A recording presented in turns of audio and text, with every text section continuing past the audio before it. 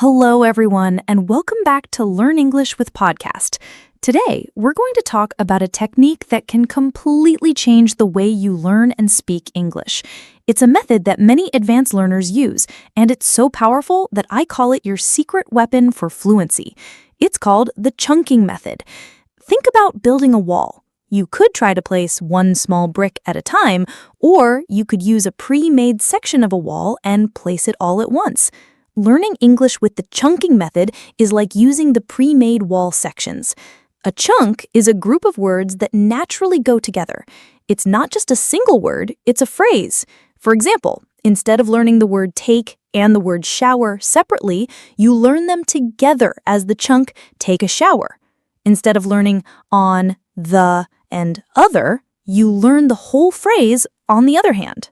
So why is this a game changer? Because it helps you stop thinking like a translator and start thinking like a speaker. You no longer have to think, what's the correct preposition? Or what verb do I use with this noun? The answer is already in the chunk. When you want to say you did something in the morning, your brain gives you the whole phrase, in the morning. You don't have to think about which preposition to use. This makes you sound more natural and much faster. The best way to practice this is to start listening for these chunks. The next time you watch a movie, listen to a song, or listen to this podcast, try to write down the phrases that you hear people use naturally. Don't just write down single words, write down the whole group of words. For example, if you hear someone say, "I'm looking forward to the weekend," write down that whole phrase. Then practice saying it yourself. Say it out loud 3 or 4 times. Say it with emotion. The next step is to use that chunk in your own sentence. You can say, "I'm looking forward to my birthday party." This helps you internalize the chunk and make it a part of your own vocabulary. You can do this with phrases for any situation. For example, if you want to give your opinion, don't just say, "I think." Say, "In my opinion," or "I believe that." These are all chunks that make your English more fluent. So start listening for them. You'll be surprised by how many you hear in just a few minutes. Now, once you have these chunks, the next step is to use them to express a more complex idea. This is where your English becomes truly personal and natural. It's not enough to just say, "in the morning." You have to connect it to an opinion or a feeling. For example, you can say, "I feel like I'm making a lot of progress with my English." Or, "In my opinion, the new movie is fantastic." These are not just single words. They are thoughts, and they are expressed with the help of chunks. Think about how you express a feeling. Instead of just saying, "I'm happy," you can use a chunk like, "I'm feeling really happy today," or "I'm in a good mood." When you want to agree with someone, you can say, "I couldn't agree more." Or when you want to ask for more information, you can use the chunk, "Could you tell me more about that?" These are all powerful phrases that make your English sound more fluent. And the final piece of the puzzle is asking follow-up questions. This is what keeps a conversation going. When you've expressed your opinion, you can use a chunk like, "What do you think?" Or, "How do you feel about that?" This invites the other person to speak and shows that you are interested in what they have to say. It's a key to having a two-way conversation, not just giving a monologue. So, let's put it all together. Imagine you want to talk about your weekend. You can use all of these chunks to tell a small story. You can say, "On Saturday, I woke up in the morning and decided to go to the park." Then you can express your feeling with a chunk. "I was feeling very relaxed." Now you can add more detail. "In my opinion, it was the perfect day." And finally, you can ask your friend, "How was your weekend?" You see how all of these pieces work together? You're not just saying words. You are telling a story and inviting a conversation. This is the real power of chunking. But chunking is just one part of a complete strategy. Another huge challenge for many learners is vocabulary. We've all done it. We get a long list of words, we study them for hours, but a week later we've forgotten half of them. Why? Because a word on a list is like a word in a cemetery. It has no life. To truly learn a word, you need to bring it to life. You need to give it a story, a feeling, and a place in your memory. So let's talk about some better ways to learn new words, ways that make them stick. First, always learn a word in context. When you find a new word, don't just write down the word and the translation. Write down the whole sentence you found it in. This gives the word meaning and shows you how to use it. For example, if you see the word meticulous, don't just write down meticulous equals very careful. Write down the full sentence. He was a meticulous planner, or she was meticulous about keeping her house clean. You immediately see how the word is used in a real situation. Second, use association and storytelling. When you learn a new word, create a silly or memorable story in your head using that word. Let's say you're learning the word gregarious, which means social or outgoing. You can picture a friendly, gregarious dinosaur wearing a party hat, dancing at a party. The more unusual the image, the more likely you are to remember it. Third, use visuals. You can use pictures, or you can even draw a simple picture next to the word in your notebook. If you're learning the word serene, which means calm and peaceful, you can draw a picture of a calm lake with a peaceful sky. Our brains remember images much better than they remember words on a list. And finally, the most important step, use the word immediately. Don't wait. The moment you learn a new word, try to use it in a conversation or a sentence. It doesn't matter if it's perfect. The act of trying to use it forces your brain to work and helps you remember it. You can even write a short paragraph about your day trying to include 5 new words that you just learned. But what's the use of having all these great words if your pronunciation isn't clear?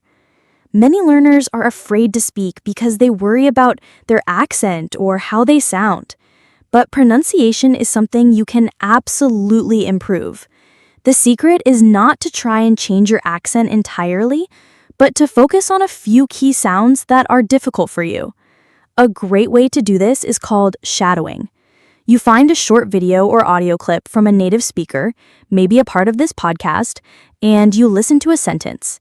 Then you pause and try to repeat the sentence exactly as you heard it, copying the sound, the rhythm, and the intonation. This trains your mouth and ears to work together. Don't just look at the word, listen to the word. What sound does it make? How does the speaker use their voice? Focus on that. And remember, every little bit of practice helps. When you're practicing shadowing and trying to get the sounds right, you'll inevitably make mistakes. And that brings us to what is perhaps the biggest obstacle for many English learners, the fear of making mistakes. We all have it. We get scared we'll say the wrong word or use the wrong grammar, and then we just freeze. But I want you to change the way you think about mistakes. Think about a baby learning to walk. It falls down 1,000 times and no one laughs. No one tells the baby it's bad at walking. The baby just gets up and tries again. Every time it falls, it learns something about balance and movement. Your journey to fluency is exactly the same. Your mistakes are your best teachers. So, how do you overcome this fear? First, you have to change your mindset. Stop thinking of every conversation as a test. Think of it as an experiment. You're trying something new. You're testing a new word or a new phrase. If it works, great. If it doesn't, you've learned something and you can try again. Second, focus on communication, not perfection. The goal is not to sound like a native speaker. The goal is to be understood. If you can express your ideas and people understand you, then you are a successful English speaker. Another great strategy is to start small. Don't try to have a 1-hour conversation with a native speaker right away. Start with a 5-minute chat at a coffee shop, or just say hello, how are you, to the cashier at the grocery store. Every small success builds your confidence and makes you more comfortable. You can also record yourself. Grab your phone and just talk about your day for 60 seconds. Then listen to it. You will be surprised by how good you sound, and you'll also hear things you can improve. This is a great way to practice without any pressure. But where do you find people to practice with? This is a question I get all the time. The internet has made it so easy to find your practice tribe. You can find language exchange partners on different apps and websites. You can find someone who wants to practice your language while you practice their English. Or you can find local meetup groups in your city. A lot of cities have English conversation clubs that meet in a coffee shop or a park. It's a great way to meet new people and practice your skills in a low-pressure environment. And don't forget to use your daily life. Can you order your coffee in English? Can you ask for directions in English? Every small opportunity is a chance to grow. When you're practicing with a conversation partner or just using English in your daily life, you're building a habit. But what if you can't travel to an English-speaking country? The good news is you don't have to. You can create your own English bubble right where you are, using the power of the internet and media. This is a form of virtual immersion, and it's a great way to surround yourself with the language every single day. First, a very simple but powerful trick. Change your phone, social media, and computer language to English. Think about how many times a day you look at your phone. You'll be learning words like settings, messages, and notifications without even trying. It's a very easy way to get constant, passive exposure to the language. Next, let's talk about entertainment. Don't just watch movies in your native language. Start watching them in English. You can start with subtitles in your own language to understand the story, then watch it again with English subtitles. This helps you connect the words you're hearing with the words you're reading. And finally, when you feel brave, try watching it with no subtitles at all. It's not about understanding every word. It's about training your ear to get used to the rhythm and sound of spoken English. You can do the same thing with music and podcasts. Find a podcast about a topic you love. It could be about movies, history, or even video games, but listen to it in English. Since you are already interested in the topic, your brain will be more engaged and will work harder to understand what is being said. And it's a fantastic way to improve your listening comprehension. Finally, for daily, bite-sized exposure, follow English speakers and news outlets on social media.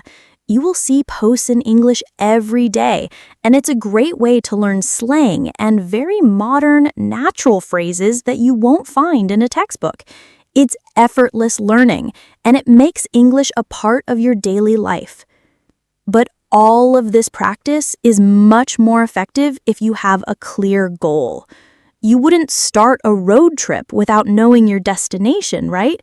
The same is true for learning a language. So you need to set a clear goal. Don't just say, I want to be fluent. That's too general. A good goal should be specific and measurable. For example, I will have a 10-minute conversation in English with a friend by the end of this month. This is a goal you can actually achieve. Or, I will learn 20 new chunks this week. And once you have your goal, you need to track your progress. You can keep a journal and write down what you learned every day. Or you can just make a mental note of every small success. Celebrating these small wins will keep you motivated. You need to track your progress and celebrate your successes. Now, as you do all of this, it's easy to get lost in the details, the grammar rules, the vocabulary lists, but it's so important to remember why you started this journey in the first place. Learning a new language isn't just about collecting words, it's about unlocking new worlds. One of the most incredible benefits is for your brain. Think of your brain as a muscle. When you learn a new language, you're giving it a fantastic workout. It helps to improve your memory, your problem-solving skills, and even your ability to multitask. Studies have shown that bilingual people can be better at focusing and ignoring distractions. It's like you're building a stronger, more flexible mind. And the rewards don't stop there. Think about all the doors it opens. When you learn a new language, you can connect with so many more people.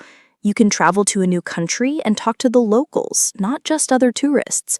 You can understand a new culture from the inside, not just from a textbook. The world gets bigger, and your place in it becomes more meaningful. It can even help your career. Many companies are looking for people who can speak a second language, and it can lead to more opportunities and better pay. It's an investment in yourself that has so many returns. But to get these returns, you have to keep going. The biggest challenge for many learners is staying motivated. We all have moments where we feel stuck or a little tired of practicing, so the key is to build a consistent habit. It's much better to practice for 15 minutes every single day than to study for 3 hours once a week. This regular, small effort builds momentum and makes the language a part of your daily life. And don't be afraid to mix it up. Don't just do one thing. One day you can listen to a podcast. The next day you can watch a TV show. The day after that, you can have a 5-minute conversation with a friend. This variety keeps things interesting and helps you practice different skills. And remember to celebrate every success, no matter how small. Did you use a new word today? Great job! Did you understand a sentence in a movie? Fantastic! Look back at your progress. You have come so far from where you started. You have come so far from where you started. And as we bring this lesson to a close, I want you to remember that your journey to fluency is a marathon, not a sprint. It's not about being perfect. It's about being consistent. Every new chunk you learn, every new word you use, every conversation you have, no matter how short, all of these are steps forward. The most important thing you can do is to keep moving. Find the joy in the process. Look back at how much you've already learned. You are building something incredible. The ability to connect with more people, to open more doors, and to experience the world in a new way. You have everything you need to succeed. Thank you so much for joining me today on Learn English with Podcast. I hope this lesson gave you the tools and the motivation to keep going on your language journey. If you enjoyed this episode and feel more confident about your English, please give this video a thumbs up and leave a comment below. I want to know one new chunk or word you are going to practice this week. And of course, if you want to keep improving, don't forget to subscribe and hit that notification bell so you don't miss our next lesson. Until next time, keep practicing, keep being brave, and keep speaking. Goodbye for now.